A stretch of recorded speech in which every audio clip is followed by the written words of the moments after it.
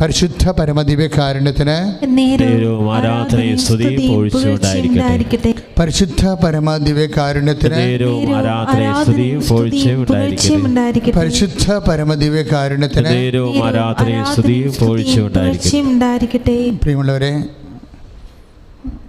ഖാനായിലെ കല്യാണ വിരുന്നിലെ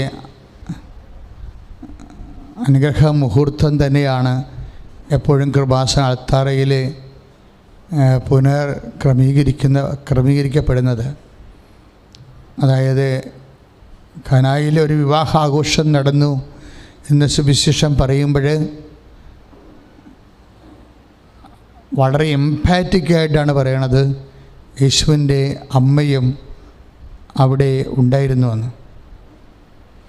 2004 ഡിസംബർ 7-ാം തീയതി ഞാനിതുപോലെ ചൊവ്വാഴ്ച പരിശുദ്ധ കുർബാന എടുത്തു വെച്ച് ആരാധന ആരംഭിക്കുന്ന സമയത്താണ് പരിശുദ്ധ അമ്മ ഞാൻ ഈ കൈ കാണിക്കുന്ന സ്ഥലത്ത് പ്രത്യക്ഷപ്പെട്ടത്. ഞാൻ തിരിഞ്ഞു നോക്കുകയും സമയഘടികാരമായി നെഞ്ചിൽ ചാർത്തി ദുരന്തമുണ്ടാകാൻ പോണ് പ്രാർത്ഥിക്കണമെന്ന് സിൽവർ ഗ്രേയിൽ ഉടുത്ത് ഒരുങ്ങി നിന്ന ഒരമ്മയാണ് കണ്ടത്.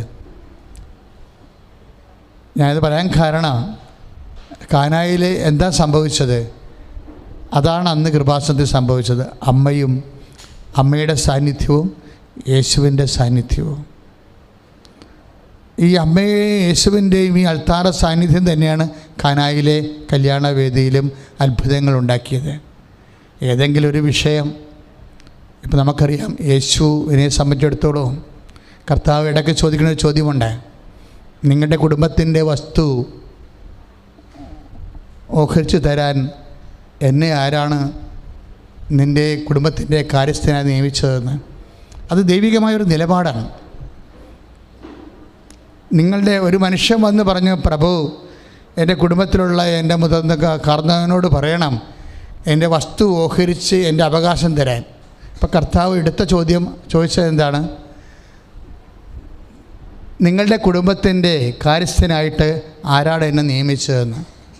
അപ്പോൾ കുടുംബകാര്യങ്ങളുടെ യേശുവിനെ കാര്യസ്ഥനാക്കാൻ നോക്കുന്നത് ദൈവികമായ നിലപാടിൻ്റെ ഭാഗമല്ല. നമ്മുടെ ജീവിത അവസ്ഥകൾ യേശു എന്തിനാണ് ഉദ്ദേശിക്കപ്പെടുന്നത്? യേശു ഉദ്ദേശിക്കപ്പെടുന്നത് നിത്യരക്ഷയ്ക്കാണ്. നിത്യരക്ഷ എന്ന് പറയുന്ന ഒരു വലിയ വിഷയത്തെ പിശാച് വളരെ തന്ത്രപരമായിട്ട് യേശുവിനെ നകറ്റിക്കളയാൻ വേണ്ടിയാണ് യേശുവിനെ കഞ്ഞി, കപ്പ, വിവാഹം, വസ്തു, അതുപോലെ തന്നെ കല്യാണം, കുഞ്ഞുങ്ങളുണ്ടാകണത്, ഇങ്ങനെയുള്ള ജീവിതത്തിൽ അനുദിന ജീവിതത്തിൻ്റെ അവസ്ഥകൾക്ക് യേശുവിനെ ആളാക്കുന്നതിൻ്റെ ഉദ്ദേശം ഒരു കണ്ണുകെട്ടൽ പരിപാടിയാണ്. എന്താണ്? യേശു ക്രൂശിക്കപ്പെട്ട സാഹചര്യം, യേശു ഉയർത്തെഴുന്നേറ്റ സാഹചര്യം, പിതാവ് യേശുവിൻ്റെ നാമത്തെ മഹത്വപ്പെടുത്തിയ എന്താണ്? മനുഷ്യൻ്റെ ആത്മരക്ഷയാണ്. ഈ ആത്മരക്ഷയിൽ നിന്ന് നിത്യരക്ഷയിൽ നിന്ന് യേശുവിനെ പതുക്കെ ഷിഫ്റ്റ് ചെയ്യാനാണ് എപ്പോഴും പിശാച് നോക്കുന്നത്. ഷിഫ്റ്റിങ്ങിൻ്റെ മെയിൻ ആളാണ് പിശാച്. നിൻ്റെ ജീവിതത്തിൽ എന്തെങ്കിലും ഷിഫ്റ്റ് ചെയ്യപ്പെടുന്നുണ്ടോ ഓർക്കുക, പിശാച് രംഗപ്രവേശനം ചെയ്ത് കഴിഞ്ഞുവെന്ന്. കർത്താവിന് നമ്മൾ ഒന്നാം സ്ഥാനം കൊടുക്കുന്നത് നമ്മുടെ പാപത്തിന് പരിഹാരം ചെയ്തു വേണ്ടി അവൻ ക്രൂശിക്കപ്പെട്ടു. പാപത്തിന് പരിഹാരം ചെയ്തത് കൊണ്ട് ദൈവം മഹത്വപ്പെട്ട് അവനെ ഉയർത്തെഴുന്നേൽപ്പിച്ചു. അവൻ്റെ നാമത്തെ വിശ്വസിക്കുമ്പോൾ നമുക്ക് നിത്യജീവൻ ലഭിക്കാനാണ്. അതുകൊണ്ടാണ് ഈശോ ആ വസ്തു എൻ്റെ കാർന്നവരോട് പറയണം, കുടുംബത്തിലുണ്ട്, എൻ്റെ അവകാശം തരണമെന്ന് പറയുമ്പോൾ ഈശോ പറയും, ആരാണ് എന്നെ നിൻ്റെ കുടുംബത്തിൻ്റെ കാര്യത്തിന് വേണ്ടി നിശ്ചയിച്ചതെന്ന്. ആ ഒരു ദൈവ മനസ്സിൻ്റെ പശ്ചാത്തലത്തിലാണ് നിൻ്റെ കുടുംബത്തിൻ്റെ കാര്യങ്ങൾ നിശ്ചയിക്കാൻ വേണ്ടി ദൈവം ഒരാളെ നിശ്ചയിച്ചിട്ടുണ്ട്. അതാണ് ഖാനായിലൊരു വിവാഹാഘോഷം നടന്നു. യേശുവിൻ്റെ അമ്മയും അവിടെ ഉണ്ടായിരുന്നു. അവരെയാണ് അതിന് നിശ്ചയിച്ചിരിക്കുന്നത്. കൈയിട്ടിച്ച് കർത്താവ് ഹല്ലേലൂയ, യേശു പരിശുദ്ധ പരമദിവ്യകാരുണ്യത്തിന് വിശുദ്ധ ലൂക്കായുടെ സുവിശേഷം 12-ാം അധ്യായം 1-ാമത്തെ വാക്യം. പരസ്പരം വിശുദ്ധ ലൂക്കായുടെ സുവിശേഷം 12-ാം അധ്യായം 13-ാമത്തെ വാക്യം. ജനക്കൂട്ടത്തിൽ നിന്ന് ഒരുവൻ അവനോട് പറഞ്ഞു, ഗുരു, പിതൃസ്വത്ത് ഞാനുമായി പങ്കുവെക്കുവാൻ എൻ്റെ സഹോദരനോട് കൽപ്പിക്കണമേ. സ്വത്തിൻ്റെ കാര്യമാണ്, സമ്പത്തിൻ്റെ കാര്യമാണ്, ആസ്തിയുടെ കാര്യമാണ്. യേശു അവനോട് ചോദിച്ചു, ഹേ മനുഷ്യ, എന്നെ നിങ്ങളുടെ ന്യായാധിപനോ സ്വത്ത് ഭാഗിക്കുന്നവനോ ആയി ആര് നിയമിച്ചു? അതുതന്നെയാണ് യേശു കാനാരിൽ ചോദിക്കുന്നത്, എനിക്കും നിനക്കും എന്ത്? ഇതിനൊന്നുമല്ല യേശു ക്രിസ്തു മനുഷ്യാവതാരം ചെയ്തത്. കാരണം യേശു മനുഷ്യാവതാരം ചെയ്യുന്നതിന് മുമ്പ് പിതാവായ ദൈവത്തിൻ്റെ ഒരു കാലമായിരുന്നു.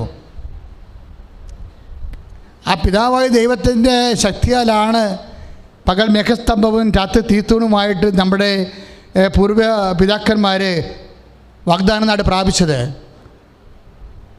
ആ പിതാവായ ദൈവത്തിൻ്റെ പരിപാലനയുടെ ഭാഗമായിട്ടായിരുന്നു തേൻ്റെ രുചിയുള്ള മന്നയും പാറയിൽ നിന്നുള്ള ജലവും അനുദിന ആഹാരത്തിനും പാനീയത്തിനും ദൈവം നൽകിയത്. അപ്പോൾ അനുദിന ആഹാരത്തിന് ദൈവത്തിൻ്റെ യഹോവയുടെ സാന്നിധ്യത്തിൽ ദൈവപരിപാലനയുടെ സംവിധാനം ഉണ്ടായിരുന്നു. എന്നിട്ടും എന്തുകൊണ്ട് യേശു മനുഷ്യാവതാരം ചെയ്തു എന്ന് പറഞ്ഞാൽ നമുക്ക് മന്ന തരുവാനും വെള്ളം തരുവാനും ഒന്നുമല്ല. യേശുക്രിസ്തുവിനെ നീ അവൻ്റെ നിത്യരക്ഷയ്ക്ക്, നമ്മുടെ നിത്യരക്ഷയ്ക്ക് നിദാനമായ സിംഗിൾ നെയിം, ഒരേ ഒരു നാമമായിട്ട് കണ്ടെത്തുമ്പോഴാണ് പുതിയ നിയമത്തിലെ ദൈവത്തെ നീ കണ്ടെത്തുന്നത്. കൈയടിച്ച്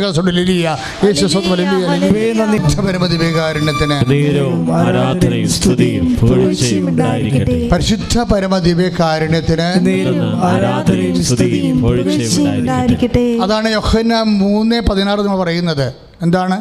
തൻ്റെ ഏകജാതനിൽ, ഏറ്റവും പറഞ്ഞേ, തന്റെ ഏകജാതനെ വിശ്വസിക്കുന്നവരെ നശിച്ചു പോകാതെ നിത്യജീവൻ പ്രാപിക്കേണ്ടതിന് തന്റെ ഏകജാതനെ നൽകാൻ തക്കവിധം ദൈവം അത്രമാത്രം ലോകത്തെ മനുഷ്യനെ എന്നെ സ്നേഹിച്ചു. അടിച്ചു കിടന്ന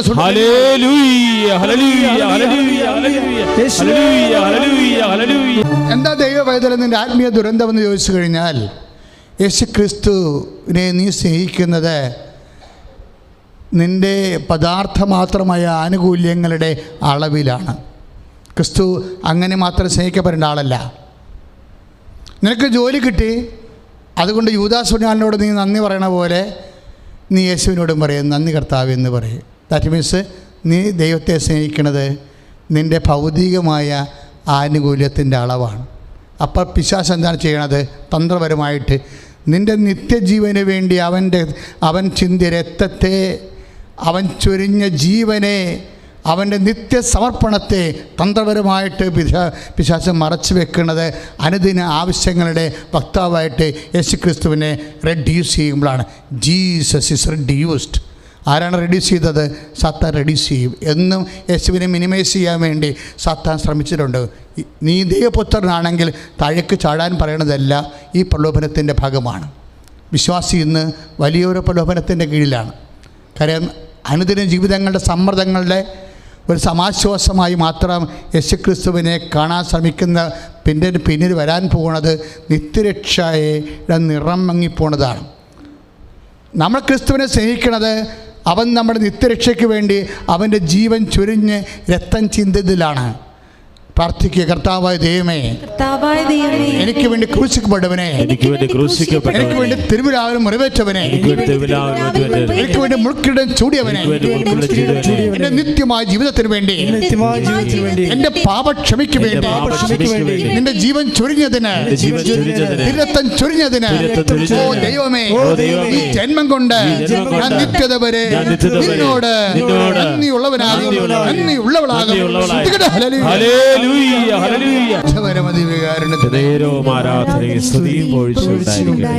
നമ്മൾ അതായത് വിശുദ്ധ യോഹന്നാൻ ഓരോ അധ്യായവും ഓരോ വ്യക്തികളെയാണ് അവതരിപ്പിക്കുന്നത്. നമുക്കറിയാം യേശു അനുഭവമുള്ള, യേശുവിൻ്റെ ദൈവികമായ പദ്ധതിയെ വെളിവാക്കുന്ന ഓരോ കണ്ണാടികളെ അവതരിപ്പിച്ചുകൊണ്ടിരിക്കും വിശുദ്ധ യോഹന്നാൻ.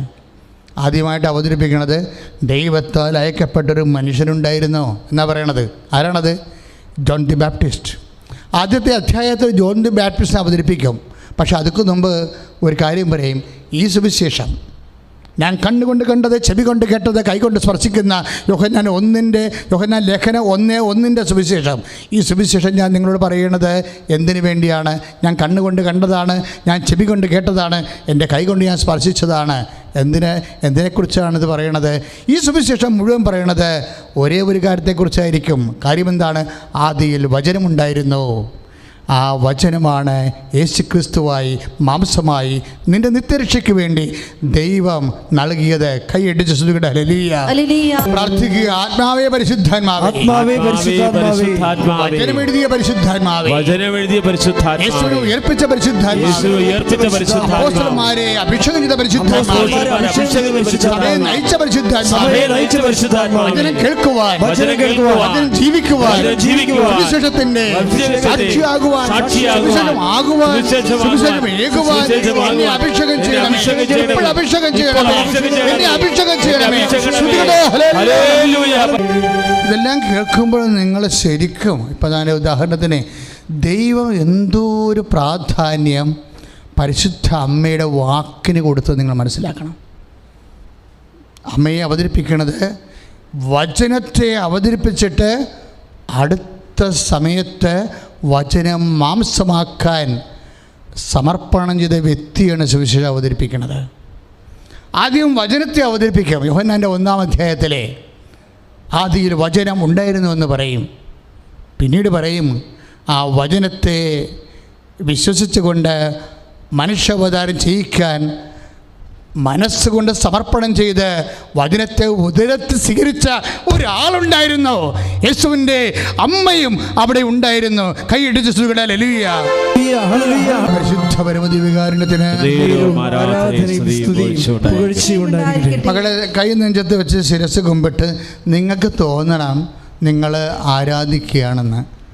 കൈ നെഞ്ചത്ത് വെച്ച് ഒരു ശിരസ് കർത്താവിനെ കുമ്പിട്ട് പറയുക, യേശുവേ ആരാധന, പരിശുദ്ധ പരമദിവ്യകാരുണ്യമേ ആരാധന. അങ്ങിലുള്ള എൻ്റെ സ്നേഹത്തെ വർദ്ധിപ്പിക്കണമേ.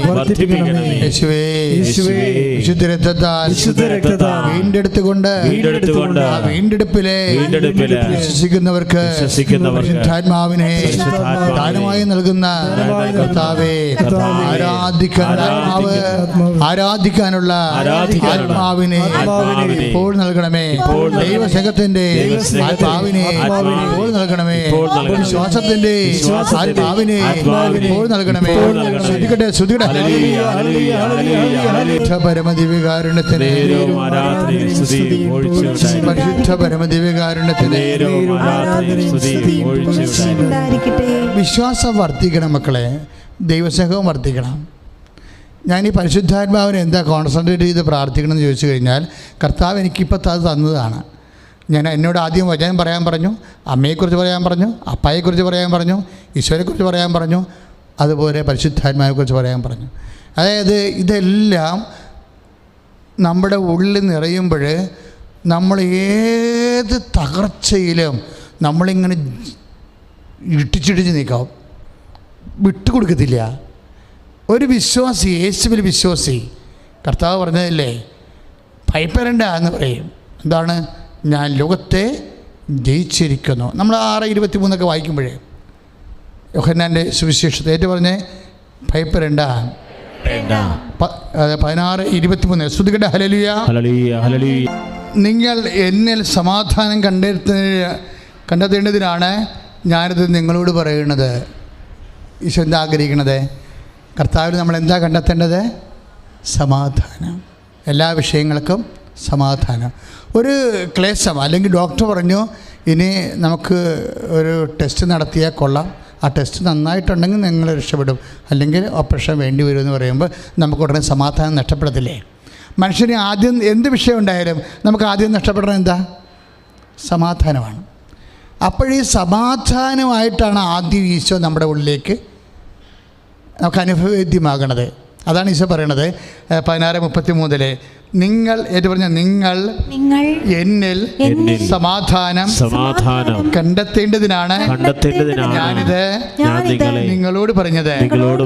ലോകത്തിൽ നിങ്ങൾക്ക് ഞെരുക്കങ്ങൾ ഉണ്ടാകും, എങ്കിലും ധൈര്യമായിരിക്കുക, ഞാൻ ലോകത്തെ കീഴടക്കിയിരിക്കുന്നു. എങ്ങനെ സമാധാനം വെച്ചാൽ കുറേ പ്രേയർ ചെയ്ത്, പക്ഷേ ഉടമ്പടി പോലെ നമ്മുടെ ജീവിതം മുഴുവനും ദൈവത്താൽ അഭിഷേകം ചെയ്യുന്ന ഒരു സംവിധാനം ഇന്ന് സഭയിലില്ല, സത്യമായിട്ടില്ല.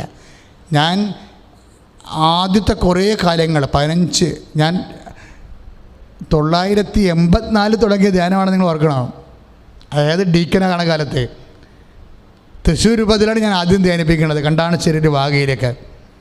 അപ്പോൾ 84 തുടങ്ങിയ ധ്യാനമാണ്. ഞാനൊരു 2015 വരെ കേരളത്തിൽ മാത്രം 107 ജപമാല ജീവിത ദർശന ധ്യാനം നടത്തിയിട്ടുണ്ട്. അപ്പോൾ ഈ ധ്യാനങ്ങളുടെ എല്ലാത്തിൻ്റെ അവസാനം എപ്പോഴും എൻ്റെ മനസ്സിൽ കർത്താവ് തരും, ഇതിൻ്റെ അപ്പുറത്ത് ഈ ധ്യാനങ്ങൾക്കെല്ലാം കുറച്ച് പലതരത്തിലുള്ള ലുപ്പ് ഹോൾസ് ഉണ്ട്.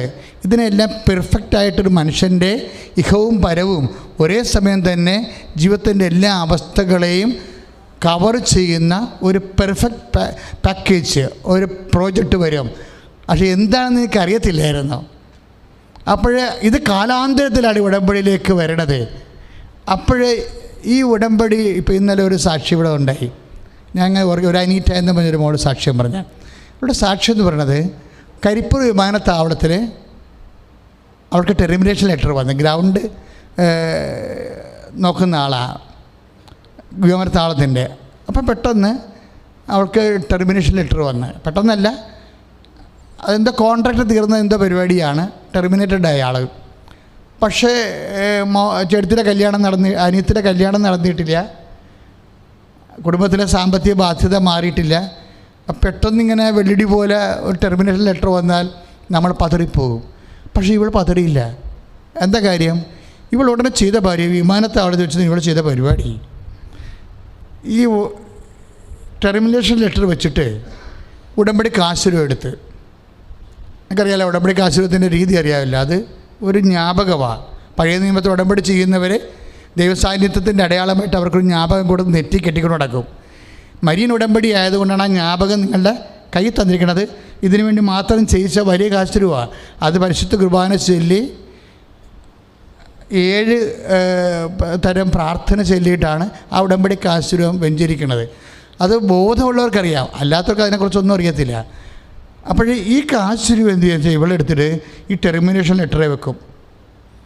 വെച്ചിട്ട് അവിടെ നിന്ന് വിശ്വാസ പ്രമാണം ചൊല്ലിയിട്ട് അമ്മയോട് പറയും, അമ്മേ ഇത് ടെർമിനേഷൻ ലെറ്ററാണ്, എന്നെ ഡിസ്മിസ് ചെയ്ത ലെറ്ററാണ്, ഇത് നീ അപ്പോയിൻമെൻ്റായിട്ട് മാറ്റണമെന്ന് പറയും.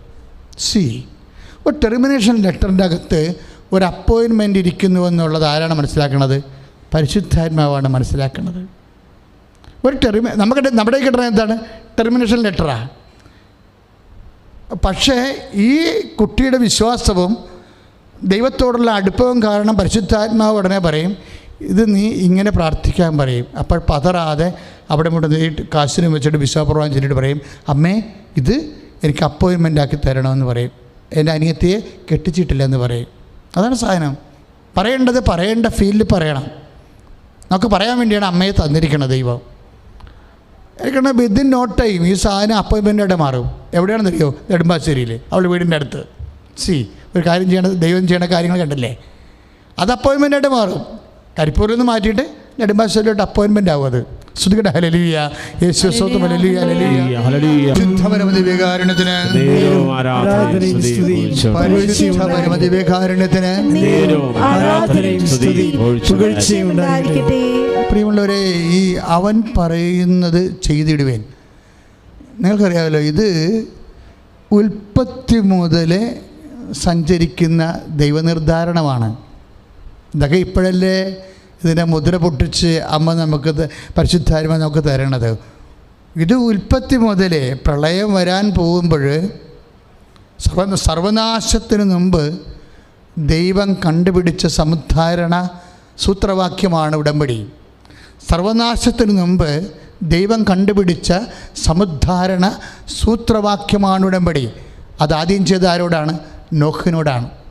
മനുഷ്യൻ പാപം ചെയ്ത് അതിൻ്റെ ശമ്പളമായ പ്രളയം ക്ഷണിച്ചു വരുത്തി കഴിഞ്ഞപ്പോഴേ, പ്രളയത്തിന് മുമ്പ് ദൈവത്തിൻ്റെ വചനങ്ങൾ കേട്ട് അതനുസരിച്ച് ജീവിക്കുന്ന ഒരു മനുഷ്യനെ ദൈവം കണ്ടെത്തിയിട്ടാണ് ലോകത്തെ രക്ഷിക്കുന്നത്. നോഹിനോട് പറഞ്ഞു, നീ ഒരു പെട്ടകം ഉണ്ടാക്കണം. ഗോഫേർ മരം കൊണ്ട് പെട്ടകം ഉണ്ടാക്കിയിട്ട് അതിന് നീളം 300 മുഴം, വീതി 50 മുഴം, ഇങ്ങനെ എല്ലാം കീല് ചെയ്യേണ്ട രീതികൾ വരെ പെട്ടകത്തിന്. എങ്ങനെയാണ് കൃപാസനത്തിൽ വാഗ്ദാന പേടകം ചെയ്യാൻ വേണ്ടി കൃപാസനം ഉണ്ടാക്കാൻ ദൈവം മോസസിനോട് പറഞ്ഞത്, അതേ രീതിയിലാണ് ആദ്യത്തെ കൃപാസനം ആയിരിക്കുന്നത്. ആദ്യത്തെ വാഗ്ദാന പേടകമായിരിക്കുന്നത് നോഹിൻ്റെ പെട്ടകമാണ്. ഈ പെട്ടകം രൂപപ്പെട്ട് വരണത് സർവനാശത്തിൻ്റെ മുന്നുള്ള ദൈവത്തിൻ്റെ പരിപാലനയുടെ സംരക്ഷണത്തിൻ്റെ ഭാഗമാണ്. അതുകൊണ്ട് പെട്ടകം പണിത് കഴിഞ്ഞപ്പോഴേ കർത്താവിൻ്റെ വചനം പറയണത് എന്താണ്? കർത്താവ് പറഞ്ഞതുപോലെ നോഹ ചെയ്തു എന്നാണ്. അതാണ് ഉൽപ്പത്തി പുസ്തകത്തിൻ്റെ 6-ാമത്തെ 22-ാമത്തെ വാക്യം. സ്തുതിക്കട്ടെ, ഹല്ലേലൂയ. ഹല്ലേലൂയ, ഹല്ലേലൂയ. കരങ്ങൾ ഉയർത്തിക്കൊണ്ട് സ്തുതിക്കട്ടെ, അതിശക്തമായി സ്തുതിക്കട്ടെ. യേശുവേ സ്തുതിക്കുന്ന കർത്താവെ, ആരാധിക്കുന്ന കർത്താവെ, കർത്താവെ ഉടമ്പടിയെ സമർപ്പിച്ച് ശക്തമായി സ്തുതിക്കട്ടെ. യേശുവേ ആരാധന, കർത്താവ് പറഞ്ഞതെല്ലാം. ഉൽപ്പത്തി 6:22 ദൈവം കൽപ്പിച്ചതുപോലെ തന്നെ നോഹ പ്രവർത്തിച്ചു. ഇതാണ് അവൻ പറയണത് പോലെ തന്നെ ചെയ്യുവിൻ, അവൻ പറയണത് ചെയ്യുവിൻ എന്ന് പറയുന്നത് ഒരു സൂത്രവാക്യമാണ്. നശിച്ച് നാറാണക്കല്ല് പെറുക്കുമ്പോൾ ഒരു മനുഷ്യൻ, ഒരു കുടുംബം രക്ഷപ്പെടാനുള്ള ദൈവത്തിൻ്റെ സംരക്ഷണത്തിൻ്റെ സൂത്രവാക്യമാണ് ഉടമ്പടി. അതുകൊണ്ടാണ് നമ്മൾ ഉടമ്പടിയിലെല്ലാം ഓരോ കാര്യങ്ങൾ ചെയ്യുന്നത്. ദൈവനാമത്തിൽ നമ്മുടെ പവർ കൂട്ടാൻ വേണ്ടി, ഇതിനെ അതിജീവിക്കാൻ വേണ്ടി നമ്മൾ അവൻ പറഞ്ഞതെല്ലാം 6 കാര്യങ്ങൾ എടുത്തിട്ട് ആവർത്തിച്ച് ചെയ്തുകൊണ്ടേയിരിക്കും. പക്ഷെ അത് ചെയ്യുമ്പോൾ ആ ഒരു ബോധം ഉണ്ടാകണം. സർവനാശം ഇപ്പോൾ കഴിഞ്ഞ ദിവസങ്ങളിൽ ഇവിടെ ഒരു സാക്ഷ്യം ഉണ്ടായി, അത് നിങ്ങൾ ഓർക്കണം. അതായത് ഉടമ്പടി കൃത്യമായിട്ട് ചെയ്ത് പുതുക്കിയ ഒരു ദമ്പതിയാണ്. ഒരു പക്ഷേ ഈ ആഴ്ചയിലുള്ള ഏറ്റവും നല്ല സാക്ഷ്യവും ഏറ്റവും കൂടുതൽ വിമർശനം നേടിയ സാക്ഷ്യവും അതാണ്. കൃപാസനവും ഉണർന്നത് കാണുമ്പോഴേ, അതായത് വിമർശനം കൂടുന്നത് കാണുമ്പോൾ നമുക്കറിയാം സാത്താൻ ഉണർന്നു എന്നറിയാം. എന്താ കാര്യം? അത്ര കണ്ട് വെടികെട്ട് ദൈവികമായ ഇടപെടൽ വരുമ്പോൾ തീർച്ചയായിട്ടും യുക്തിവാദികൾക്കും അതുപോലെ തന്നെ ഈശ്വരവിശ്വാസികളല്ലാത്തവർക്കും ഇങ്ങനെ വെകിളി കൂടും. അപ്പോൾ അങ്ങനെ പണ്ടും ഇങ്ങനെയായിരുന്നു. വെകിളി കൂടിയ സമയത്താണ് ഏറ്റവും കൂടുതൽ സബ്സ്ക്രിപ്ഷൻ. ഒരു ദിവസത്തെ സബ്സ്ക്രിപ്ഷൻ എന്താണെന്ന് ഇപ്പോൾ 740. ഇപ്പോഴത്തെ സബ്സ്ക്രിപ്ഷൻ റേറ്റാണ് 1 ഡേ കൃപാസനം ഇട്ട് ഷൂട്ടപ്പ് ചെയ്ത് പോവുകയാണ് സംഭവം. അതായത് കർത്താവ് ഇറങ്ങി നിന്ന് പ്രവർത്തിക്കുകയും. അപ്പം അതുകൊണ്ട് ഇത് വെറുതെ ഒരു 140-120 ആയിരുന്നു മാർച്ച് അവസാനമായപ്പോൾ. ഒക്ടോബറിന് ശേഷം ഇത് ഷൂട്ട് ചെയ്യാൻ തുടങ്ങി. അതനുസരിച്ച് ഭയങ്കര വിമർശനവും തെറിയും പൊളിച്ച തെറികളൊക്കെയാണ് ഓരോ സാക്ഷ്യത്തിനിടയ്ക്ക് നിരീശ്വരന്മാർ മറ്റുള്ള ആൾക്കാരെ കമൻറ്റ് ചെയ്യണത്. അതായത് ദൈവം ഇതങ്ങോട്ട് ഏറ്റെടുത്തിരിക്കുകയാണ്. എന്താ സംഭവം? ഒരു സാക്ഷ്യം എന്ന് പറയുന്നത് ഭയങ്കര രസമാണ്. അതായത് ഒരു ദമ്പതി അവരൊന്ന് ഉടമ്പടി കൃത്യമായിട്ട് ചെയ്ത് പുതുക്കി കഴിഞ്ഞപ്പോഴും അവർക്ക് കുഞ്ഞിനെ കിട്ടാനുള്ള യാതൊരു സാധ്യതയുമില്ല. ഒരു കുഞ്ഞിന് വേണ്ടിയാണ് അവരോട് ഉടമ്പടി ചെയ്യണത്. അപ്പോഴേ എനിക്കും അറിയാം, താത്വികമായിട്ടും ശാസ്ത്രീയമായിട്ട് പറഞ്ഞാൽ ഇവർക്ക് കുഞ്ഞിനെ കിട്ടത്തില്ലെന്നറിയാം. പക്ഷേ പ്രോബ്ലം എന്ന് വെച്ച് കഴിഞ്ഞാൽ നിങ്ങളെ ശ്രദ്ധിച്ച് കേൾക്കണം. ഇപ്പോൾ ഒരാളെ കയ്യെ തൊടുമ്പോഴും പിടിക്കുമ്പോഴും നെറ്റിക്ക് തൊടുമ്പോഴും ഒക്കെ നമുക്കറിയത്തില്ലേ എന്താണ് കർത്താവ് ഇവിടെ ചെയ്യാൻ പോണതും അതായത് സ്വാഭാവികമായിട്ട് ഇവർക്ക് കുഞ്ഞിനെ കിട്ടാനുള്ള യാതൊരു സാധ്യതയുമില്ല. കാര്യം 17 വർഷമായി. വൈഫിൻ്റെ വയസ്സ് 45 കഴിയാനായി. ഹസ്ബൻഡ് വയസ്സ് ഒരു 53-52 ഇപ്പം സ്വാഭാവികമായിട്ട് ഇപ്പോൾ കുറേ 17 കൊല്ലത്തെ ട്രീറ്റ്മെൻറ്റ് എല്ലാം കഴിഞ്ഞതാണ്. ഇപ്പം തീർന്നു. അപ്പോൾ ഞാൻ എന്നാ ചെയ്തെന്ന് വെച്ച് കഴിഞ്ഞാൽ, ഇപ്പം സ്വാഭാവികമായ മാർഗങ്ങൾ, യുക്തിയുടെ മാർഗങ്ങളെല്ലാം തീരുമ്പോൾ വിശ്വാസത്തിൻ്റെ മാർഗങ്ങളാണ് പിന്നെ സർവൈവ് ചെയ്യണത്. കർത്താവ് എന്നോടൊരു വാക്ക് പറഞ്ഞത്, വെട്ടിച്ചില് പോലും എൻ്റെ മനസ്സിലുണ്ട്. കർത്താവ് പറഞ്ഞത് ഈ കല്ലിൽ നിന്ന് എബ്രാഹത്തിൻ്റെ സന്തതികളെ ഉൽപ്പാദിപ്പിക്കുവാൻ ദൈവത്തിന് കഴിയുമെന്ന് കൈയിടിച്ച്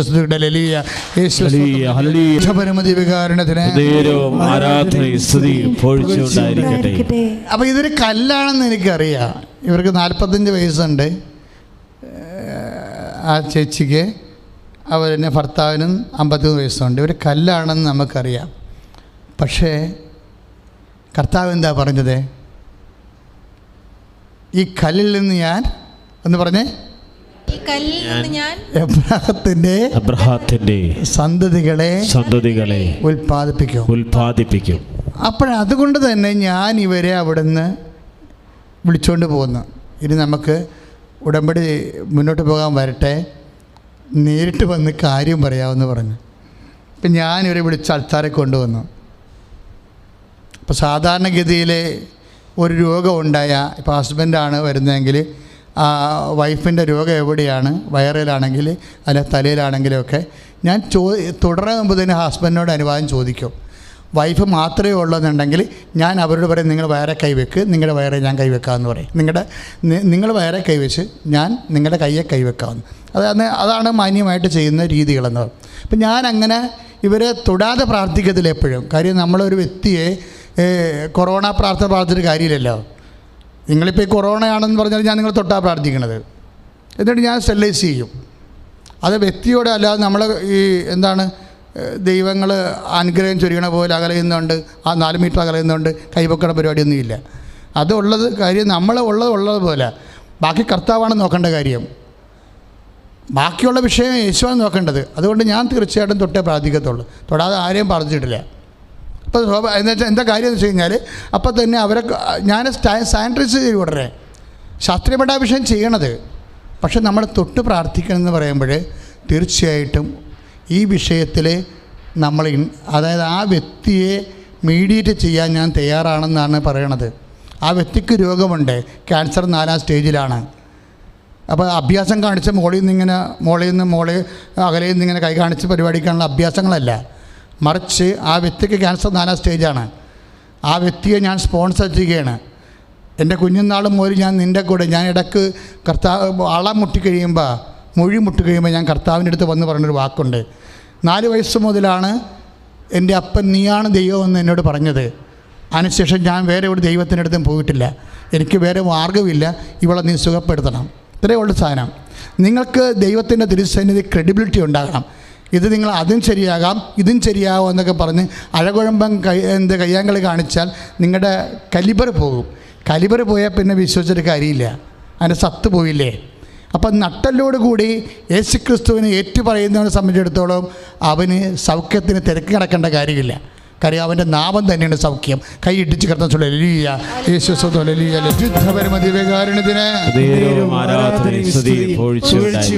അപ്പോൾ വചനം മത്തായിയുടെ സുവിശേഷം 3:9 വചനം.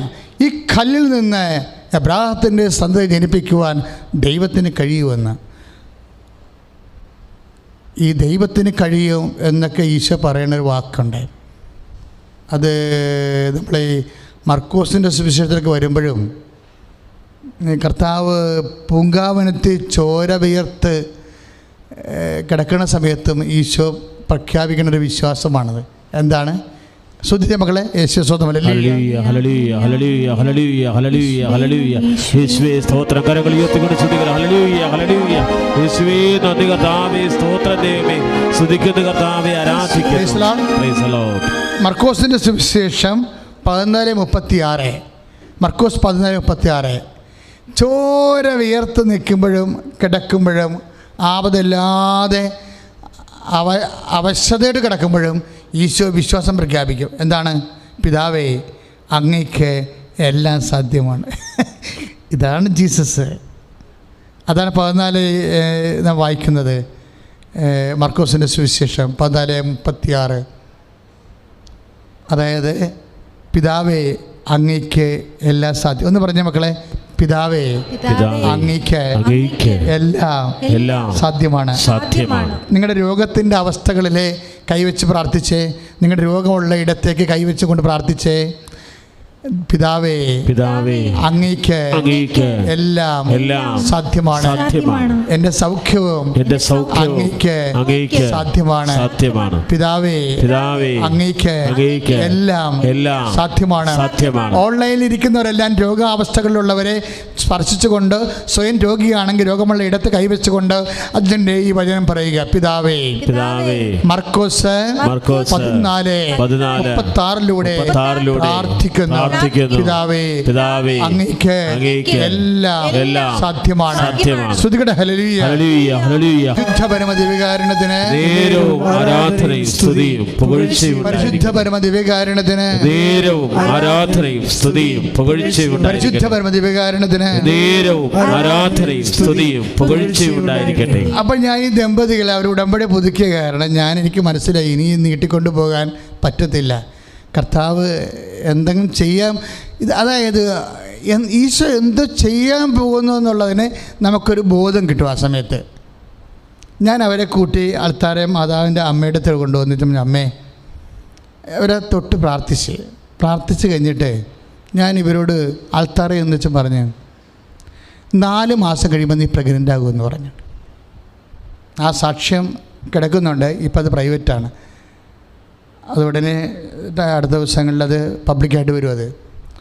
അതായത് 4 മാസത്തിനുള്ളിൽ നീ പ്രഗ്നൻ്റ് ആകുമെന്ന്. ഞാനെന്ത് ഉദ്ദേശത്തിൽ പറഞ്ഞതാ? അതായത് കർത്താവ് എനിക്ക് തന്നൊരു രഹസ്യ നോട്ടിൽ ഞാൻ പറയണതാണത്. കാര്യം ഇവർക്ക് 45 വയസ്സുണ്ട്, ഭർത്താവിന് 53 വയസ്സ് ഉണ്ട്. 17 വർഷമായിട്ട് ഇവർക്ക് മക്കളില്ല. ഇത് കല്ലാണ് ശരിക്കും. നമ്മൾ മത്തായിയുടെ സുവിശേഷത്തിൽ 9:3-9 അനുസരിച്ച് കൊണ്ട് ഈ കല്ലാണിത്.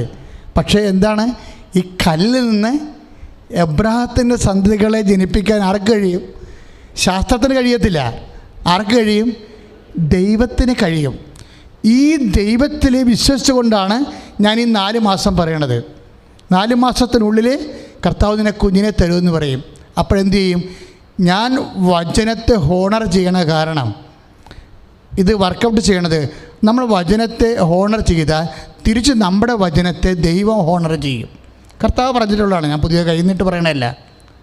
നമ്മൾ വചനത്തെ ബഹുമാനിച്ചാൽ തിരിച്ച് നമ്മുടെ വചനത്തെ ആര് ബഹുമാനിക്കും? ദൈവം ബഹുമാനിക്കും. അത് ഈശോ പറഞ്ഞിട്ടുണ്ട്. മനുഷ്യരുടെ മുമ്പിൽ എന്നെ ഏറ്റു പറഞ്ഞാൽ, മനുഷ്യരുടെ മുമ്പിൽ എന്നെ ഏറ്റു പറഞ്ഞാൽ എന്റെ സ്വർഗസ്ഥനായ പിതാവിന്റെ മുമ്പിൽ ഞാനും നിന്നെ ഏറ്റുപറയും. വെരി എവിഡന്റ്, ക്ലിയർ അല്ലേ? അതായത് 10:32 മത്തായിയുടെ സുവിശേഷം 10:32 ഏറ്റു പറഞ്ഞ് മനുഷ്യരുടെ മുമ്പിൽ എന്നെ ഏറ്റു പറഞ്ഞാൽ. എന്നെ എന്ന് പറഞ്ഞാൽ ആരാണ്? വചനമാണ്. കർത്താവിനെ ഏറ്റു പറയാം. നമുക്ക് യേശുവിൻ്റെ നാമത്തെ ഏറ്റു പറയാം, യേശുവിൻ്റെ വചനത്തെ ഏറ്റു പറയാം. ഏറ്റു പറയുന്നത് നമ്മൾ യേശുവിനെ ആയിരിക്കും. ക്ലിയർ അല്ലേ? യേശുവിൻ്റെ വചനമാണ്. എന്താണ് വചനം? 10:32 മത്തായി സുവിശേഷം എന്താണത്? മനുഷ്യരുടെ മുമ്പിൽ എന്നെ ഏറ്റു പറഞ്ഞാൽ, എൻ്റെ വചനത്തെ ഏറ്റു പറഞ്ഞാൽ എന്ത് സംഭവിക്കും? പിതാവായ ദൈവത്തിൻ്റെ മുമ്പിൽ ഞാനും നിങ്ങളെ ഏറ്റുപറയും. അപ്പോൾ ഞാൻ മനുഷ്യരുടെ മുമ്പിൽ കർത്താവിൻ്റെ വചനത്തെയാണ് ഏറ്റു പറഞ്ഞത്. ഏത് വചനത്തെ? മത്തായി 3:9. കാര്യം എന്താണ്? ഈ കല്ലിൽ നിന്ന് അബ്രാഹത്തിൻ്റെ സന്തതികളെ ജനിപ്പിക്കുമെന്ന് ദൈവത്തിന് കഴിയുമെന്ന് എൻ്റെ കർത്താവ് പറഞ്ഞിട്ടുണ്ട്.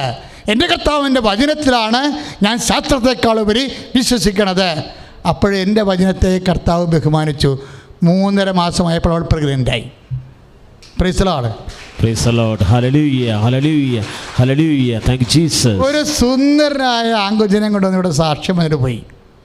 അത് ഇട്ട് കഴിഞ്ഞപ്പോൾ യുക്തിവാദികളെല്ലാം കയറി കുത്തി.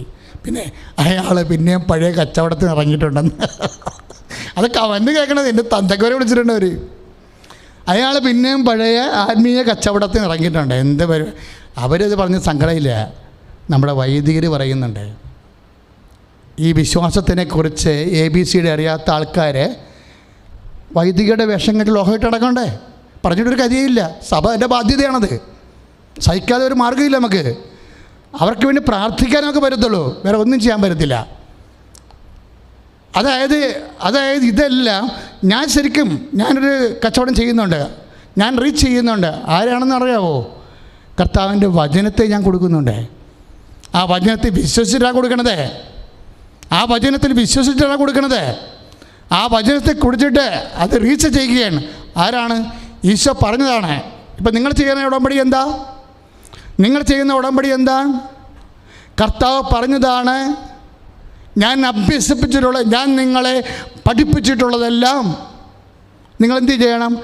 അഭ്യസിപ്പിക്കുവാൻ. നമുക്കറിയാമല്ലോ, അത് ഉടമ്പടിയുടെ ഫോർമുല പറഞ്ഞു കൊടുത്തിട്ടാണ് ഈശോ ശിഷ്യന്മാരെ യാത്രയാക്കണത്. അതായത് എന്താണ് ഉടമ്പടിയുടെ ഫോർമുല? എന്താണ്?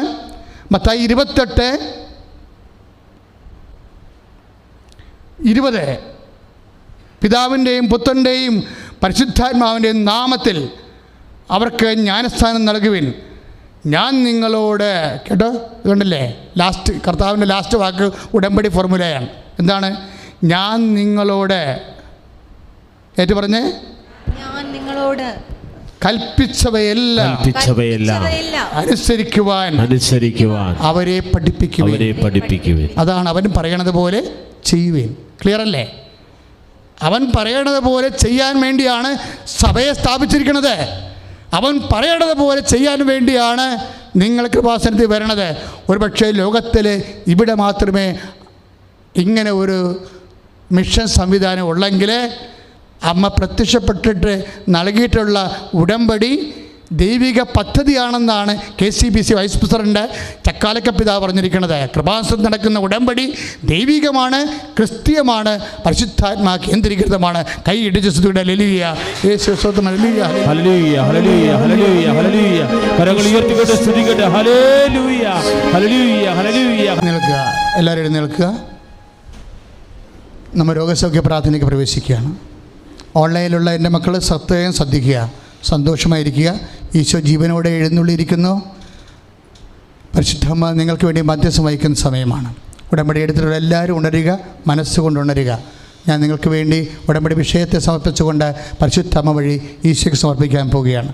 തറവാ രോഗികളും വാതരോഗികളും കിഡ്നി രോഗികളും ഒക്കെ രോഗാവസ്ഥകളുള്ള സ്ഥലങ്ങളെല്ലാം യേശുനാമത്തിൽ അമ്മയുടെ മധ്യസ്ഥത്തിൽ കൈവെക്കുക. കണ്ണിന് കാഴ്ചക്കുറവുള്ളവർ കണ്ണിന് കൈവെക്കുക. തല പൊട്ടുന്ന പോലെ വേദനയുള്ളവർ തലയിൽ കൈവെക്കുക. ഉദരത്തിന് വിങ്ങലുള്ളവർ, ദഹനക്കുറവുള്ളവർ, വയറ് പെരുക്കുന്നവർ കൈവെക്കുക. പിശിസ്റ്റുള്ളവർ, അതുപോലെ മക്കളില്ലാത്തവർ അടിവയറ്റി കൈവെക്കുക. കരൾ രോഗികൾ കരളിൻ്റെ അവിടെ കൈവെക്കുക. അത് ഹൃദയ രോഗികൾ ഹൃദയത്തിൽ കൈവെക്കുക.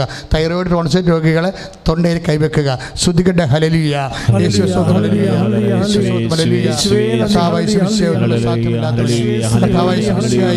ഒന്നും അസാധ്യമില്ലാത്തവനെ, ഈശോയെ എല്ലാം സാധ്യമായവനെ, ഈശോയെ നിനക്ക് സ്തോത്രവും കർത്താവേ, നിനക്ക് സ്തുതിയും കർത്താവേ, നിനക്ക് ബഹുമാനവും കർത്താവേ അർപ്പിക്കുന്ന കർത്താവേ, നിന്റെ തിരുമുറിവാർന്ന വലതുകരം കർത്താവേ, മക്കളുടെ ശിരസിൽ വെക്കണ പ്രാർത്ഥിക്കുന്ന കർത്താവേ, യേശുവേ നിന്റെ തിരുമുറിവാർന്ന കർത്താവേ, വലതുകരം കർത്താവേ, അങ്ങനെ മക്കളുടെ ശിരസ് കർത്താവേ വെക്കണമെന്ന് പ്രാർത്ഥിക്കുന്ന കർത്താവേ.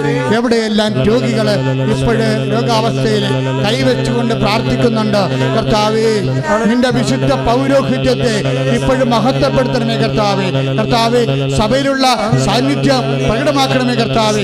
ഈശോ അങ്ങനെ ആണിപ്പെടുത്താതെ വലതുകരം കർത്താവേ, ഓരോ കോശങ്ങളിലെ ഓരോ കശേരുകളിൽ കർത്താവേ, ഓരോ അസ്ഥികൾ കർത്താവേ, ഓരോ ശോഷിച്ച പിന്നിയ അടഞ്ഞുപോയ ഞരമ്പുകള് യേശുവിന്റെ നാമത്തിൽ തുറന്ന് പ്രവർത്തിക്കട്ടെ.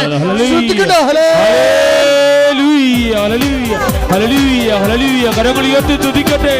കർത്താവേ, ഞങ്ങൾക്ക് സൗഖ്യങ്ങളെ ഓർത്ത് ഞങ്ങൾ അങ്ങേ ആരാധിക്ക് നന്ദി പറയുന്നു. കരങ്ങൾ അടിച്ചുകൊണ്ട്, കൈകൾ അടിച്ചുകൊണ്ട്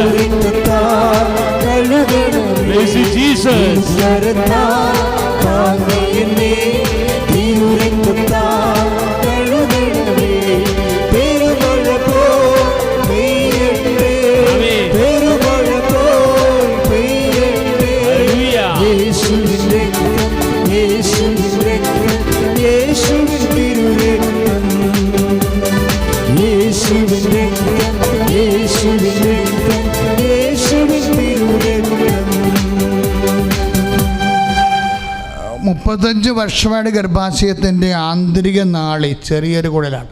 അതടഞ്ഞുപോയ ഒരു അവസ്ഥയിൽ 35 വർഷമായിട്ട് തുള്ളി കുത്തി ഒരു കുഴലിറക്കിയാൽ മാത്രമേ അത് വർക്കൗട്ട് ചെയ്യത്തുള്ളൂ. ഡോക്ടർ കുഴലും കൊടുത്ത് വിട്ടിരിക്കുക. ആ രോഗി ഉടമ്പടി ചെയ്ത് കഴിച്ചപ്പോഴേ ഈ ദിവസത്തെ ഫേസ്ബുക്ക് നമ്മുടെ യൂട്യൂബിൽ കിടക്കുന്നുണ്ട്.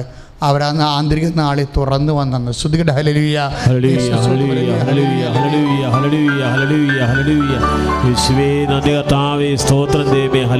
അമ്മയുടെ പ്രത്യക്ഷീകരണത്തിൻ്റെ 2004 ഡിസംബർ 7-ാം തീയതി 2:30 മണിക്ക് സമയഘടികാരം നെഞ്ചിലേറ്റി ദുരന്തമുണ്ടാകാൻ പ്രാർത്ഥിക്കണമെന്ന് സഭയോട് ആവശ്യപ്പെട്ട കാലം മുതൽ തുടങ്ങിയിട്ടുള്ളതാണ് ഇവിടുത്തെ അടയാളങ്ങളെല്ലാം. ആ പ്രത്യക്ഷീകരണം കൊണ്ട് അതിൻ്റെ സ്ഥിരീകരണത്തിനാണ് ഈ അത്ഭുത സാക്ഷ്യങ്ങളെല്ലാം സംഭവിക്കുന്നത്. അതുകൊണ്ട് തന്നെ എൻ്റെ മക്കൾ ഹൃദയത്തിൻ്റെ വാൽവുകൾ ചുരുങ്ങിപ്പോയവരുണ്ടെങ്കിൽ നിങ്ങൾക്ക് കൈവെക്കാം. എവിടെയെങ്കിലും ഞരമ്പുകൾ ബ്ലോക്ക് ചെയ്തിട്ടുള്ളവർ ആ ഞരമ്പിൽ കൈവെക്കാം. അമ്മ നിങ്ങൾക്ക് വേണ്ടി മധ്യസ്ഥം വഹിക്കും. ഈശോ നിങ്ങളെ സുഖപ്പെടുത്തും. അച്ഛൻ നിങ്ങൾക്ക് വേണ്ടി പ്രാർത്ഥിക്കും. ശ്രുതികട ഹല്ലേലൂയ. എൻ്റെ കർത്താവേ, നിൻ്റെ ഉന്നതമായ നാമത്തിന് സ്തോത്രം കർത്താവേ. ഓരോരോ രോഗികൾ കർത്താവേ, ഓരോരോ രോഗികൾ, ഞരമ്പ് വിങ്ങിപ്പോയവര്, ചുങ്ങിപ്പോയവര്, കിഡ്നികള് ചുങ്ങിപ്പോയവർ കർത്താവേ, ഹൃദയം ചുങ്ങിപ്പോയവർ കർത്താവേ, കരള് എല്ലാം ചെയ്തു വരുന്നത് കർത്താവേ, കർത്താവേ ഹൃദയത്തിന്റെ വാൽവുകൾ ചുങ്ങിപ്പോയവരെ യേശു ക്രിസ്തുവിന്റെ രക്തം ഇറങ്ങട്ടെ. യേശുവിന്റെ ശക്തിയാൽ ഏറ്റവും വലിയ കീമോയായ കർത്താവിന്റെ വിശുദ്ധ രക്തം ക്യാൻസർ രോഗികൾ കയറി ഇറങ്ങട്ടെ. യേശുവിന്റെ നാമത്തില് മാരക രോഗങ്ങൾ ഈ നിമിഷം സൗഖ്യമാകട്ടെ. കരങ്ങൾ ഉയർത്തിക്കൊണ്ട് ശ്രുതിക്കട്ടെ.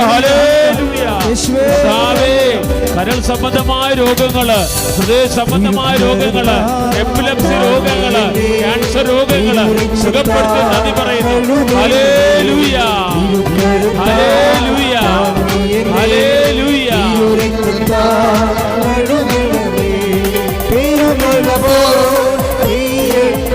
ആമേൻ.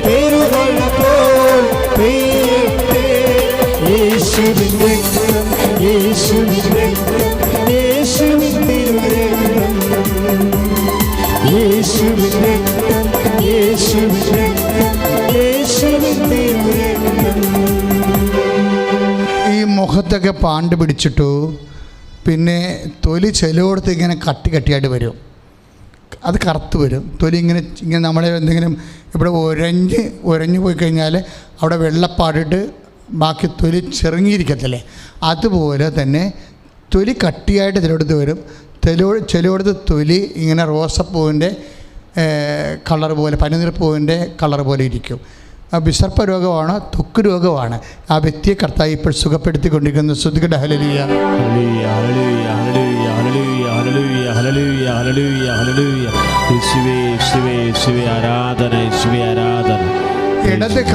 ഇടത് കാലിൻ്റെ മടന്ത് എനിക്കറിയത്തില്ല.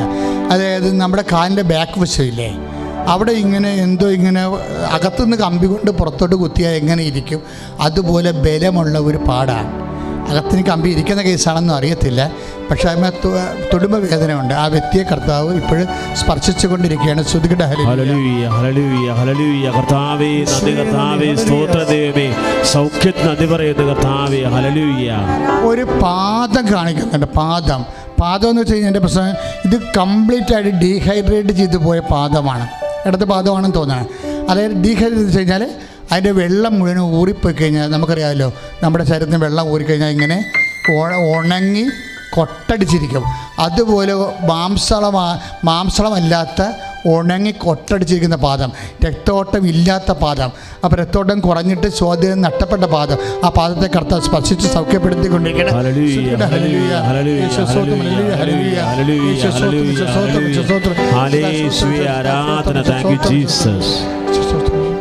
പരിശുദ്ധ പരമ ദിവ്യകാരുണ്യത്തിന് 7 എന്നൊരു അക്കവിശ കാണിക്കുന്നുണ്ട്. ആ ഡേറ്റിനോട് കറസ്പോണ്ട് ചെയ്തിരിക്കുന്ന കല്യാണമാകാം, വിവാഹമാകാം, ഓപ്പറേഷനാകാം, എന്ത് ഇൻ്റർവ്യൂ ആകാം, ടെസ്റ്റ് ആകാം, അപ്പോയിൻമെൻ്റ് ആകാം, എന്ത് വിഷയം 7 സമർപ്പിച്ച് പ്രാർത്ഥിക്കാൻ പറയുന്നു. 7നോട് ബന്ധപ്പെട്ട ആൾക്കാർ അത് ആ നമ്പറിൽ, ആ ഡേറ്റിൽ കർത്താവ്, ആ മണിക്കൂറിൽ കർത്താവ് നിങ്ങൾ അനുഗ്രഹിച്ചാൽ അത് ഉടമ്പടി അനുഗ്രഹമാണ് തിരിച്ചറിയാൻ വേണ്ടിയാണ് നേരത്തെ സൂചന നൽകണത്. ശ്രുതികട ഹല്ലേലൂയ.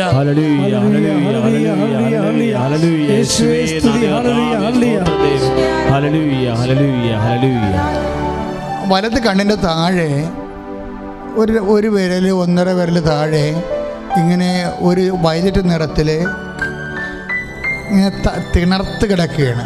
വയലറ്റ് നിറത്തിൽ ഒരു തൊലി പോകുന്നതിൻ്റെ വേദന ഉണ്ടാകും. പക്ഷെ അതല്ല, അത് ആ പഴുപ്പ് കുറേ കാലം കഴിയുമ്പോൾ കണ്ണിലോട്ട് കയറുമെന്ന് ഡോക്ടർ കണ്ടാൽ പറയും. ആ വ്യക്തിയെ കണ്ണും അതിൻ്റെ ഉള്ളിലുള്ള ഇൻഫെക്ഷനും കർത്താവ് സ്പർശിച്ച് സുഖപ്പെടുത്തിക്കൊണ്ടിരിക്കുന്നു. ശ്രുതിയുടെ ഹല്ലേലൂയ.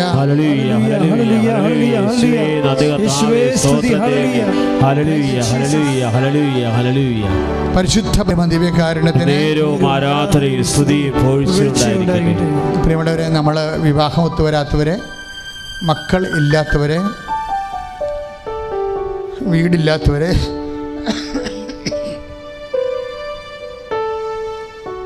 ജോലി ഒത്തുവരാത്തവരെ, വിദേശ ജോലിക്ക് വേണ്ടി ഒരുങ്ങുന്നവരെ, സാമ്പത്തിക ബാധ്യതപ്പെട്ടിരിക്കുന്നവരെ, കുടുംബം അന്യാധീനപ്പെട്ടുകൊണ്ടിരിക്കുന്നവരെ, തമ്മിൽ പിരിഞ്ഞു കഴിയുന്ന ഭാര്യ ഭർത്താക്കന്മാരെ, തെറ്റായ ബന്ധത്തിലൊക്കെ അകപ്പെട്ടിരിക്കുന്ന മക്കള്, ഭ്രാന്തുള്ളവരെ എല്ലാവരെയും സമർപ്പിച്ചുകൊണ്ട് പ്രാർത്ഥിക്കുന്ന സമയമാണ്.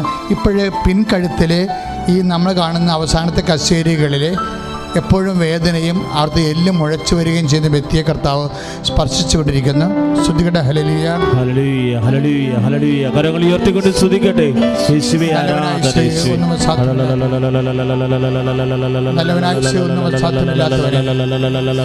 കർത്താവ് ജോലിയില്ലാത്ത മക്കളെ സമർപ്പിച്ചുകൊണ്ട് പ്രാർത്ഥിക്കുന്ന, ജോലി നഷ്ടപ്പെട്ടവരെ സമർപ്പിച്ചുകൊണ്ട് പ്രാർത്ഥിക്കുന്ന, കർത്താവേ പരീക്ഷ എഴുതിക്കൊണ്ടിരിക്കുന്ന മക്കളെ സമർപ്പിച്ചുകൊണ്ട് പ്രാർത്ഥിക്കുന്നു.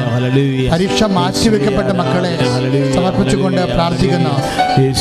ഓരോരോ ടെസ്റ്റ് ഇന്റർവ്യൂവിനൊക്കെ കർത്താവ് ഒരുങ്ങുന്ന മക്കളെ സമർപ്പിച്ചുകൊണ്ട് പ്രാർത്ഥിക്കുന്നു. IELTS, OET മുതലായ കാര്യങ്ങളെ കർത്താവെ പരീക്ഷയ്ക്ക് വേണ്ടി ഒരുങ്ങുന്ന മക്കളെ സ്വന്തം പ്രാർത്ഥിക്കുന്നു. വസ്തുവില്ലാത്തവരെ, വസ്തു നഷ്ടപ്പെട്ടവരെ, വസ്തു ലഭ്യമാകാൻ പോകുന്നവരെ, വസ്തു ലേലത്ത് വെച്ചവരെ കർത്താവ് നഷ്ടപ്പെടാതിരിക്കാൻ വേണ്ടി പ്രാർത്ഥിക്കുന്നു. കർത്താവ് ബാങ്ക് നടപടിയിരിക്കുന്നവരെ സമർപ്പിച്ചുകൊണ്ട് പ്രാർത്ഥിക്കുന്നു. സാമ്പത്തിക ബാധ്യതകളാൽ നിരങ്ങുന്നവരെ, മറ്റുള്ള ഭീഷണിക്ക് സങ്കടപ്പെടുന്നവരെ, കേസ് അകപ്പെട്ടിരിക്കുന്നവരെ, ജയിലിൽ കിടക്കുന്നവരെ കർത്താവ് സമർപ്പിച്ചുകൊണ്ട് പ്രാർത്ഥിക്കുന്നു. കർത്താവ് ഇനിയൊരു നിയമം ഉണ്ടായാൽ, ഇനിയൊരു തീരുമാനം ഉണ്ടായാൽ ജയിലിൽ പോകേണ്ടി വരുമെന്ന് ഓർത്തുകൊണ്ട് കർത്താവ് ശിക്ഷയെ ഭയക്കുന്നവരെ സമർപ്പിച്ചുകൊണ്ട് പ്രാർത്ഥിക്കുന്നു. മാതാവ് അവരെ സ്പർശിക്കട്ടെ, മാതാവ് അവരെ സ്പർശിക്കട്ടെ. എൻ്റെ കർത്താവ് നിന്റെ ഉന്നതമായ നാമത്തിൽ വഴിയില്ലാത്തവരെ, വെള്ളമില്ലാത്തവരെ, കർത്താവ് ഭാഗ ഉടമ്പടി നടക്കാത്തവരെ, കുടുംബത്തെ സമാധാനമില്ലാത്തവരെ, മദ്യപാന ആസക്തിയുള്ളവരെ, പലതരത്തിലുള്ള ലഹരി പദാർത്ഥങ്ങൾക്ക് അകപ്പെട്ടവരുടെ കർത്താവിൻ്റെ വിശുദ്ധമായ രക്തം തളിക്കപ്പെടേണ്ട പ്രാർത്ഥിക്കുന്നു. ഉടമ്പടി എടുത്തിട്ടുള്ളവരെ ഓരോ വിഷയങ്ങൾ, ഓരോ മക്കൾ ചെയ്തിട്ടുള്ള ഓരോ ഉടമ്പടിയുടെ ഓരോ വിഷയങ്ങൾ ഈശോ അമ്മയെ, പരിശുദ്ധമ്മേ, ദൈവമാതാവെ ഇപ്പോഴേ ഏറ്റെടുത്തുകൊണ്ട് ദൈവ തിരുസന്നിധിയിൽ സമർപ്പിക്കണമെന്ന് പ്രാർത്ഥിക്കുന്നു. എൻ്റെ കർത്താവെ നിന്റെ വിശുദ്ധ പൗരോഹിത്യത്തെ മഹത്വപ്പെടുത്തണമേ. എൻ്റെ കർത്താവെ നിന്റെ വിശുദ്ധ പൗരോഹിത്യത്തെ മഹത്വപ്പെടുത്തി പ്രാർത്ഥിക്കുന്നു. സഭയിലുള്ള സാന്നിധ്യത്തെ പ്രകടമാക്കണം പ്രാർത്ഥിക്കുന്നു. 2004 ഡിസംബർ 7-ാം തീയതി പ്രത്യക്ഷപ്പെട്ട പരിശുദ്ധ അമ്മയുടെ ദൈവികമായ സാന്നിധ്യം കുടികൊള്ളുന്ന ആൾത്താറയിൽ അമ്മയുടെ മധ്യസ്ഥത്തില് ഞങ്ങൾ പ്രാർത്ഥിക്കുന്നു. ഈശോനോട് പ്രാർത്ഥിക്കുന്നു, ദിവ്യകാരുണ്യത്തോടെ പ്രാർത്ഥിക്കുന്നു. വാഹനമില്ലാത്തവരെ, വാഹനം ഓടിച്ച് അപകടത്തിൽ അകപ്പെട്ടിരിക്കുന്നവരെ, ഇൻഷുറൻസ് കിട്ടാത്തവരെ എല്ലാവരെ സമർപ്പിച്ചുകൊണ്ട് പ്രാർത്ഥിക്കുന്നു. യാത്ര ചെയ്യാൻ ആഗ്രഹിക്കുന്നവരെ, യാത്രക്ക് പോകാൻ രേഖകളില്ലാത്തവരെ, യാത്ര മുടങ്ങുന്നവരെ, വിസ തടഞ്ഞവരെ, പാസ്പോർട്ട് കിട്ടാത്തവരെ, അങ്ങനെ എല്ലാ തരത്തിലും അക്കൗണ്ടിങ് ആയിട്ടുള്ള എല്ലാവരെയും കർത്താവ്, അവിടെ തങ്ങിപ്പോകുന്നവരെയും അവരെ കർത്താവ് തടങ്കലിലായിരിക്കുന്നവരെ സമർപ്പിച്ചുകൊണ്ട് പ്രാർത്ഥിക്കുന്നു. ശരീരമാസകലം ഓരോരോ രോഗങ്ങളുള്ളവരെ സമർപ്പിച്ചുകൊണ്ട് പ്രാർത്ഥിക്കുന്നു. യേശുവിന്റെ ശക്തി, യേശുവിന്റെ രക്തം, യേശുവിന്റെ കൃപ ഈ നിമിഷം മക്കളിലേക്ക് നിറയട്ടെ. എന്റെ കർത്താവിന്റെ ഉന്നതമായ നാമത്തില്, സഭയുടെ അധികാരത്തിൽ, കുരിശിന്റെ അടയാളത്തിൽ, ദൈവത്തിന്റെ ശക്തിയാൽ മാരക രോഗങ്ങള്, തീരാവേദികള്, ജീവിത ദുരിതങ്ങള്, ഉടമ്പടി എടുത്തിട്ടുള്ള മുഴുവൻ വിഷയങ്ങളുടെ മേൽ കർത്താവിന്റെ കയറിന്റെ ചെറിയട്ടെ. എല്ലാ സങ്കടങ്ങളും, എല്ലാ സങ്കടങ്ങളും, എല്ലാ സകലങ്ങളും കർത്താവ് സന്തോഷത്തിന്റെ സാക്ഷ്യമായി മാറ്റട്ടെ. ശ്രുതികടെ ഹല്ലേലൂയ, ഹല്ലേലൂയ, ഹല്ലേലൂയ. യേശുവേ, യേശുവേ, യേശുവേ, യേശുവേ. കരങ്ങളടിച്ചുകൊണ്ട് കർത്താവ് നൽകിയ കൃപകൾക്ക് അഭിഷേകം നന്ദി പറയുക. ഉടമ്പടി നിയോഗങ്ങളുടെ മേൽ ആശീർവദിച്ച കർത്താവ് നന്ദി പറയുക. തത്സമയ നിയോഗങ്ങളുടെ മേൽ കൃപ ചൊരിഞ്ഞ ദൈവത്തിന് നന്ദി പറയുക.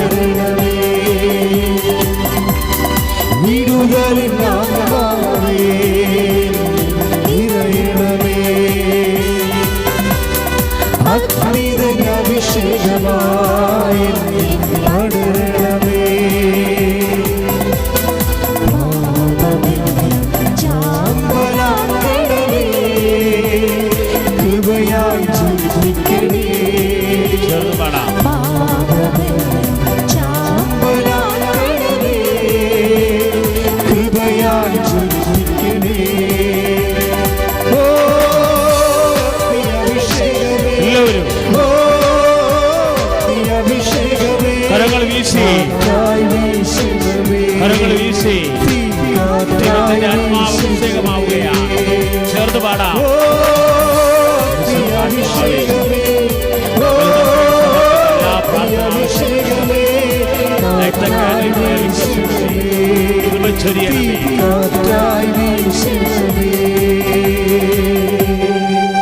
മക്കളെ മൗനമായിരിക്കുക, ഇരിക്കണ്ട. കണ്ണുകളടച്ച് കൈകൾ കൂപ്പി നിങ്ങളുടെ വ്യക്തിപരമായ എന്തെങ്കിലും ആവശ്യങ്ങൾ, ഞാൻ ഒന്നും വിട്ട് കളഞ്ഞിട്ടില്ല, എങ്കിലും നിങ്ങൾക്ക് അങ്ങനെ തോന്നുന്നുണ്ടെങ്കിൽ ഇപ്പോൾ ആ വിഷയം പരിശുദ്ധ അമ്മ വഴി ഈശോയ്ക്ക് സമർപ്പിക്കാം. ഒരു കുഞ്ഞിനെക്കുറിച്ച് 2-3 വയസ്സുള്ള 1-2.5 വയസ്സുള്ളൊരു ബാലനെക്കുറിച്ച് വല്ലാത്ത വേദന അനുഭവിക്കുന്നൊരു അമ്മയെ കാണുന്നുണ്ട്. ചിലപ്പോഴവൻ കർത്താവിലേക്ക് പോയിട്ടുള്ള വിഷയമാകാം, അതുകൊണ്ടായിരിക്കും അത്രയും വേദനിക്കുന്നത്. പക്ഷേ അങ്ങനെയുള്ള സൂചനയാണ് ഇവിടെ കിട്ടുന്നത്. ഉയർത്തുന്നേറ്റ കർത്താവിനെയാണ് ഞാൻ കാണുന്നത്. അതുകൊണ്ട് ആ കുഞ്ഞ് കർത്താവിൻ്റെ കൂടെ ഉണ്ടെന്ന് അമ്മ മനസ്സിലാക്കാൻ വേണ്ടിയാണ് അത്താറയിൽ നിന്ന് ഈ ആശ്വാസ വാക്കുകൾ നൽകുന്നതെന്ന് തോന്നണം. നമുക്ക് സ്തുതിക്കാം. സ്തുതിക്കട്ടെ. ഹല്ലേലൂയ, ഹല്ലേലൂയ, ഹല്ലേലൂയ, ഹല്ലേലൂയ. കരങ്ങൾ ഉയർത്തിക്കൊണ്ട് സ്തുതിക്കട്ടെ. യേശുവേ, ഞങ്ങളങ്ങേ സ്തുതിച്ച് പ്രാർത്ഥിക്കുന്നു, ആരാധിക്കുന്നു. Hallelujah, hallelujah, hallelujah.